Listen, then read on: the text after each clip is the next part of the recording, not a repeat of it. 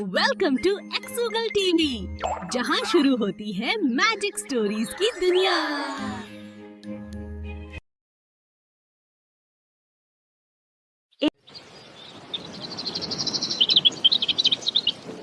Lucky सियार बहुत तेज भाग रहा होता है, मानो जैसे जंगल में कोई अनहोनी हो गई हो, और भागकर वो राजा के पास आया। अरे लक्की, इतनी जल्दी में कहाँ से आ रहे हो? जंगल में सब ठीक तो है ना? जंगल में तो सब ठीक है महाराज, लेकिन आपको मेरे पिताजी यानी आपके पिताजी के महामंत्री ने आपको याद किया है। लकी, तुम जिस तरह से यहाँ पर भाग कर आए थे, उससे तो यही प्रतीत हो रहा है कि महामंत्री काका अपने अंतिम समय से गुजर रहे हैं। हाँ महाराज, मेरे पिताजी का कभी भी चिराग बुझ सकता है, इसलिए उन्होंने अपने अंतिम समय में भी आपको याद किया है, क्योंकि वो आपको कुछ विशेष बताने वाले हैं। वो कह रहे थे कि वो आपको आपके पिताजी की एक विशेष धरोहर के बारे में बताना चाहते हैं। विशेष धरोहर? ठीक है तो लक्की, जल्दी चलो, कहीं तुम्हारे पिताजी का चिराग ना बुझ जाए। और वो दोनों महामंत्री काका के पास जा रहे होते हैं, तभी उनको इतनी जल्दी में जाते हुए रंगीला बकरा देख लेता है। अरे, ये दोनों इतनी जल्दी में कहाँ जा रहे हैं? और शेर सिंह के साथ तो पुराने महामंत्री का बेटा भी है। क्या कारण हो सकता है जो ये जा रहे हैं? शायद महामंत्री अपने अंतिम समय में है, उसने शेर सिंह को याद किया होगा। शायद कुछ राज की बात बता दे। चलना पड़ेगा इनके पीछे पीछे तो। और रंगीला बकरा भी उनके पीछे चल दिया। शेर सिंह और लक्की तो महामंत्री के पास पहुंच गए, लेकिन रंगीला एक पेड़ के पीछे जाकर छिप गया और उनकी बातों को सुनने लगा। महामंत्री काका, क्या बात है? आपने मुझे याद किया? हाँ राजन, मैंने तुमको याद किया। तुम तो जानते हो मैं तुम्हारे पिताजी का महामंत्री था। तुम्हारे पिताजी की तो पहले ही मृत्यु हो गई थी, तो मैं बड़े मुश्किल से राजपाट बचाकर तुमको यहाँ का राजा बनाया और तुम्हारी हिफाजत की। और बेटा, अब मेरा अंतिम समय आ गया है, इसलिए मैं तुमको एक राज की बात बताने वाला हूँ। अच्छा, बुढ़ा राज की बात बताने वाला है।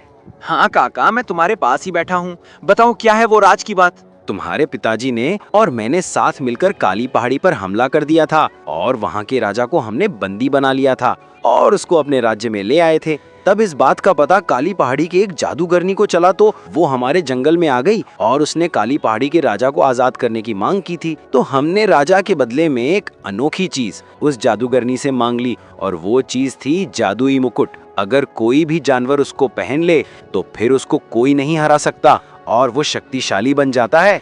वो चाहे तो सारे जंगलों को जीतकर चक्रवर्ती राजा बन सकता है। क्या कहा? चक्रवर्ती राजा? अब तो उस मुकुट को मैं ढूंढ लूंगा और मैं सभी जंगलों को जीतकर चक्रवर्ती राजा बन जाऊंगा। बस एक बार पता और बता दे ये बुढ़ा, फिर भले ही टूल जाए। इतना चमत्कारी है वो जादुई मुकुट काका, आप उसका पता बता दीजिए, फिर हम उसको शीघ्र ले आएंगे। बेटा, तुमको दक्षिण दिशा में चले जाना है और जब तुम काफी दूर चले जाओगे तो तुमको एक बहुत बड़ा और विशाल वृक्ष दिखाई देगा, और तुम थोड़ा ध्यान से देखोगे तो तुमको उसी वृक्ष में एक गुफा का रास्ता दिखाई देगा, और तुम इस गुफा में चले जाना, उसमें तुमको मुकुट मिल जाएगा। अच्छा, तो दक्षिण दिशा में जाना है जब तक वो बड़ा पेड़ नहीं आए, और उसे पेड़ में एक छोटा सा गुफा का दरवाजा है, उसमें घुस जाना है और मुकुट ले लेना है। अब मैं मुकुट लेने के लिए जा रहा हूँ। और रंगीला जल्दी में मुकुट लेने के लिए चला जाता है, लेकिन रंगीला अधूरी बातों को सुनकर ही गया था। पूरी बात अभी महामंत्री काका ने बताई नहीं थी। काका, आप रुक क्यों गए? और बताओ, उस मुकुट को लेने में कोई विपत्ति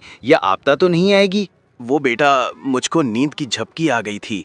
हाँ, तो तुम गुफा में घुसोगे, घुसते ही गुफा के दरवाजे पर रखा हुआ पत्थर अपने आग लग जाएगा और गुफा बंद हो जाएगी, और तुम गुफा में बिना डरे चले जाना, और फिर तुमको मुकुट दिखाई देगा। मुकुट को तुम उठाओगे तो मुकुट के पास ही एक पत्थर होगा, तुम उस पत्थर को थोड़ा सा खिसका देना, जिससे गुफा के दरवाजे पर लगा हुआ पत्थर खुल जाएगा और तुम बाहर आ जाना। जल्दी जाओ, मेरे पास ज्यादा समय नहीं है। तुम सही सलामत मुकुट लेकर आ जाओगे, तब मैं आराम से इस दुनिया से चला जाऊंगा। अरे काका तो सो गए, चलो यहाँ से चलते हैं।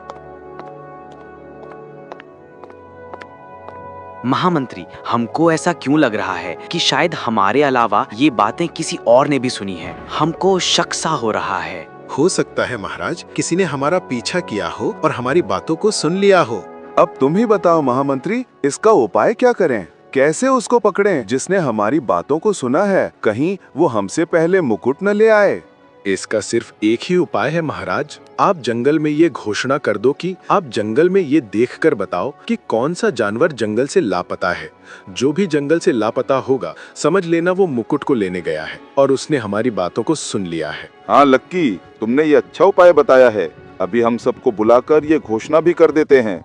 सुनो मेरे जंगल वासियों, आप सबको जंगल में ये देखना है, अपने आस पड़ोस में भी देखना है कि जंगल से कौन लापता है।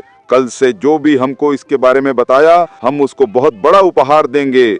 महाराज, इसके बारे में तो मैं आपको अभी बता देता हूँ कि कल से हमारे जंगल में कौन लापता है। हाँ, शीघ्र बताओ। महाराज, कल मैं रंगीला बकरा को बहुत जल्दी में जाते हुए देखा था, और जब मैं उससे पूछा, अरे भाई रंगीला, इतनी जल्दी में कहाँ भागे जा रहे हो? आ जाओ मेरे पास, मीठे मीठे फल हैं, दोनों साथ मिलकर खाते हैं, और तुम्हारी पसंद का आम भी है। आ जाओ। अरे तुम ही खाओ इन सबको, मैं नहीं खाता, मुझे थोड़ा काम है, मैं जल्दी में जा रहा हूँ। हो सकता है रंगीला को कुछ जरूरी काम हो, इसलिए उसने तुम्हारे फलों को नहीं खाया हो। नहीं महाराज, कोई भी काम नहीं है उसको। कितना भी काम क्यों ना हो, वो फलों का इतना शौकीन है कि सारे कामों को छोड़कर फल खाता है, और आम का तो बहुत ही ज्यादा शौकीन है। और मैंने उसको कल से और अब तक देखा भी नहीं है, जबकि वो दिन में 1-2 बार मुझसे मिलने जरूर आता है। वो मुझे बिना बताए कहीं भी नहीं जाता।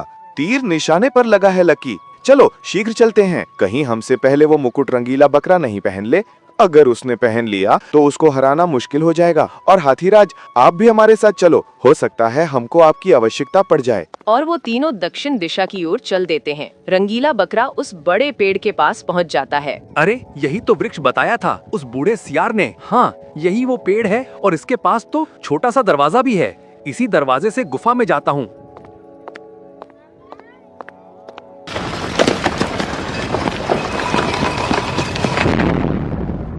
अरे बाप रे, ये दरवाजा कैसे बंद हो गया? अब मैं बाहर कैसे जाऊंगा? कोई नहीं, पहले उस मुकुट को चलकर देखता हूँ। रंगीला बकरा गुफा में इधर उधर चला तो उसको एक चमचमाता मुकुट और उसके साथ कुछ खजाना भी दिखाई दिया। अरे बाप रे, कितना खूबसूरत मुकुट है, और इसके साथ तो बहुत सारा खजाना भी है। अब तो मैं जंगल का सबसे अमीर जानवर बन जाऊंगा, और राजा की संपत्ति से भी कई गुना संपत्ति मेरे पास होगी। राजा भी मेरे सामने भिखारी नजर आएगा। अरे लक्की, हम अपनी मंजिल से अब थोड़ी दूरी पर हैं। वो देखो, सामने बड़ा पेड़ दिख रहा है, और मुझे यहीं से उस पेड़ में एक छोटा सा दरवाजा भी दिख रहा है जो उस गुफा का लगता है। यही वो पेड़ है, चलो। अरे ये क्या मुसीबत आ गई? ये दरवाजा कैसे खुलेगा? मुझे तो कुछ समझ में नहीं आ रहा, और मुझे बहुत तेज प्यास और भूख भी लग रही है। कहीं ऐसा ना हो मैं यहीं पर मर जाऊं, फिर ना ये खजाना मेरे काम का और ना ये मुकुट। और वो उस पेड़ के पास पहुंच गए। उनको गुफा के दरवाजे पर पत्थर लगा दिखाई दिया। महाराज, इस गुफा पर तो पत्थर लगा हुआ है। पिताजी ने तो कहा था इस गुफा का दरवाजा खुला मिलेगा। और तुम्हारे पिताजी ने एक बात और कही थी कि गुफा का दरवाजा खुला मिलेगा, लेकिन तुम उसमें जैसे ही घुसोगे तो वो दरवाजा बंद हो जाएगा, और अंदर मुकुट के पास एक पत्थर होगा, उस पत्थर को खिसकाने से ये दरवाजा खुल जाएगा। मुझे ऐसा लग रहा है कि इस दरवाजे से कोई गुफा में अंदर गया है, तभी ये दरवाजा बंद हुआ है। महाराज, अवश्य इस गुफा के अंदर रंगीला होगा। खैर, जो भी होगा, उसने जरूर हमारी आधी बातों को सुना होगा। अगर वो पूरी बातें सुनता तो गुफा से अब तक निकल चुका होता।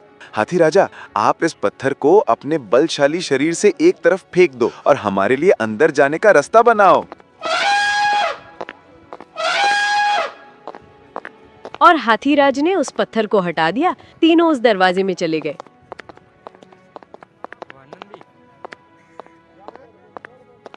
अंदर रंगीला बकरा को देखा। देखकर वो तीनों चौंक गए। रंगीला बकरा, तुम यहाँ पर क्या कर रहे हो? महाराज, वो मैं इधर कैसे? महाराज, वो मैं ज्यादा मैं मत कर, वरना तुझे यहीं पर मार देंगे।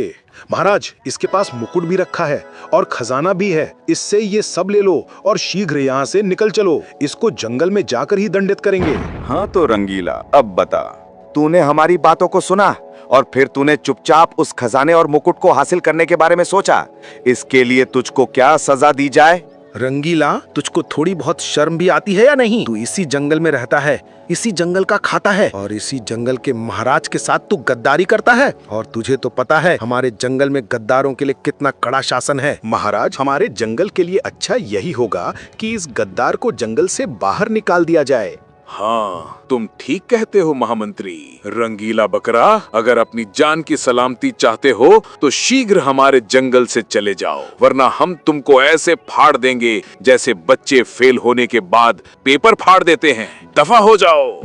अरे यार, खजाना भी गया हाथ से और मुकुट भी गया हाथ से। पर मुझे इसका अफसोस नहीं है, क्योंकि ये तो मेरा था ही नहीं। अफसोस तो मुझको इस बात का है कि जंगल के राजा ने मुझको जंगल से ही निकाल दिया, जो मेरी जन्मभूमि थी। पर उसमें महाराज का भी कोई दोष नहीं था। दोष मेरा था, जो महाराज के साथ मैंने गद्दारी की, और गद्दारों के साथ ऐसा ही सलूक किया जाता है।